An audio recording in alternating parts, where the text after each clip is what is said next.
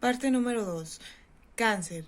Los cancerígenos humanos conocidos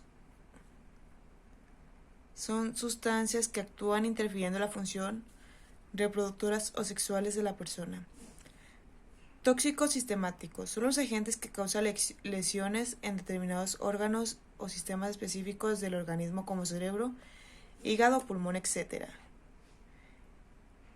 El labor del ISTAS para promover la prevención del riesgo químico incluye investigación, asesoramiento, formación y sensibilización e información. Los riesgos del manejo de materias y sustancias radiactivas es el tema 3.5.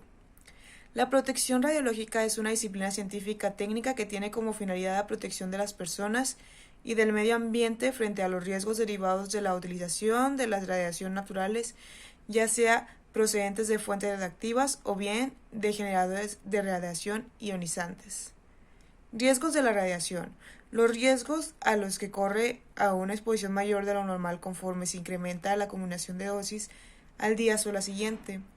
Mayor a 0.0025 msv, náuseas, daños en la médula ósea, ganglios linfáticos inflamados y pérdida de apetito. Mayores a 0.001 msv, infecciones por la pérdida de glóbulos blancos, pérdida de médula ósea más fuerte, daños a ganglios linfáticos, probablemente te puedas recuperar. Mayor a 0.06 msv, mismos síntomas pero más graves, deterioro del sistema nervioso central con probabilidad de muerte.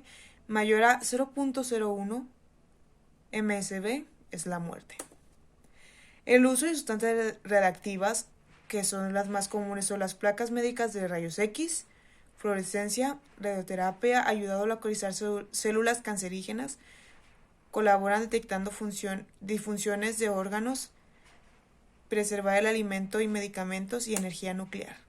Los equipos de protección para la manipulación de sustancias son delantal plomado, guantes plomados, gafas industriales y collar de protección para la tiroides.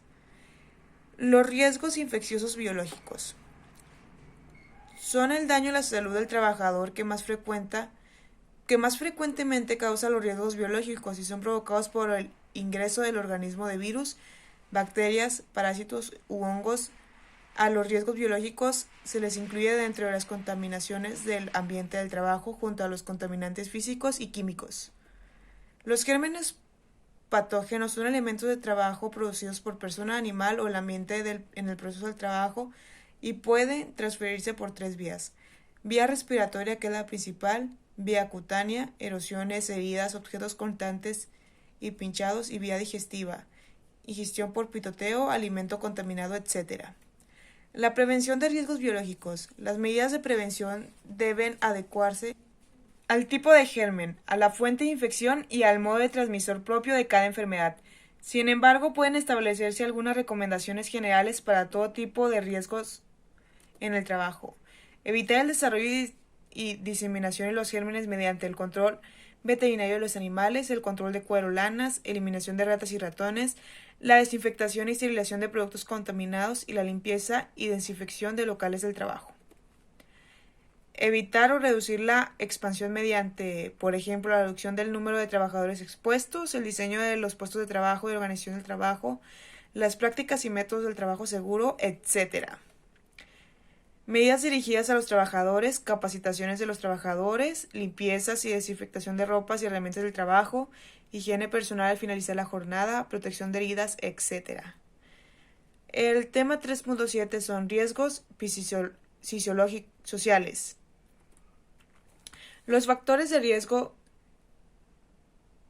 psicosociales deben ser entendidos como toda condición que experimenta el hombre en cuando se relaciona con su medio circuncidante y con la sociedad que lo rodea. Por lo tanto, no se constituye en un riesgo sino hasta el momento en el que se convierte en algo nocivo para el bienestar del individuo o cuando se desequilibra su relación con el trabajo o el entorno. Todo aquel que se produce por exceso de trabajo, un clima social negativo, etc., puede provocar una depresión, fatiga profesional. Estos pueden perjudicar a la salud de los trabajadores y trabajadoras, causando estrés y a lo largo plazo enfermedades cardiovasculares, respiratorias inmunitarias, gastrointestinales, dermatológicas, endocrinológicas, musculoesqueléticas y mentales. Son consecuencias de unas malas condiciones de trabajo, concretamente de una deficiencia en la organización del trabajo. A ver, los principales riesgos son el estrés, problemas de salud, violencia laboral, el conflicto familia-trabajo, inseguridad contractual, acoso sexual y mobbing. Las consecuencias son todas las que ya he señalado anteriormente, pero también pueden tener consecuencias en la salud física, psíquica y social de los trabajadores. Los trabajadores que padecen estrés laboral pueden llegar a desarrollar problemas de salud. Los efectos negativos sobre el trabajo de los individuos repercuten a su vez en la organización y en la sociedad. Los efectos negativos, algunos ejemplos, pueden ser la dificultad de concentración, dificultades para tomar decisiones, dificultades para aprender nuevas cosas, desánimo, ansiedad, agotamiento, depresión, aumento del abstencionismo, disminución del rendimiento, entre otros. Ahora el tema 3.8 es la condición y actos inseguros. Un acto inseguro es la violación u omisión de una norma o procedimiento por parte del trabajador que aumenta la posibilidad de que ocurra un accidente. La condición insegura, situación intrínseca en nuestro ambiente de trabajo que aumenta la posibilidad de un accidente ocurra. Actos y condiciones inseguros en los accidentes de trabajo, la prevención de accidentes, promover la seguridad y la salud de los trabajadores mediante la aplicación de medidas y el desarrollo de actividades necesarias para la prevención de riesgos derivados de las actividades y tareas propias del trabajo. Principios de la acción preventiva. La obligación principal de la empresa es procurar la seguridad y salud de la población trabajadora, aplicando los principios de la acción preventiva, que es evitar los riesgos, evaluar los riesgos que se puedan evitar, combatir los riesgos de su origen y adaptar al trabajador. Pero a pesar de cumplir con esos principios, ¿por qué se presentan los accidentes? La mayoría de los accidentes del trabajo se producen por la combinación de actos inseguros y condiciones inseguras. Algunos ejemplos de actos inseguros más habituales son operar cualquier equipo de trabajo sin debida autorización, no llamar la atención ante actos o condiciones inseguros a los compañeros de trabajo, realizar tareas a un ritmo inadecuado, entre otros. Las condiciones inseguras más habituales son uso de resguardos o protección inadecuadas, no cumplir el orden y limpieza en el lugar del trabajo, herramientas de equipos y materiales defectuosos, entre otros. Ahora, el tema 3.9 es el equipo de protección personal. Según la NOM 017 SPS 2018, equipo de protección personal,